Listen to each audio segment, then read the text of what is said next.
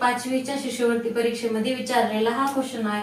तर बघा क्वेश्चन काय आहे, मित्रसंघ, कारागृह, गर्दी, प्रदूषण, वस्तू, शब्दसमूहाच्या जोडाक्षर असलेल्या शब्दापेक्षा जोडाक्षर नसलेले शब्द कितीने कमी अथवा कितीने जास्त आहे. तर बघा जोड शब्द कोणते आहेत, जोड शब्द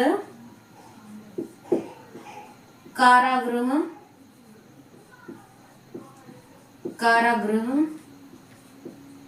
गर्दी,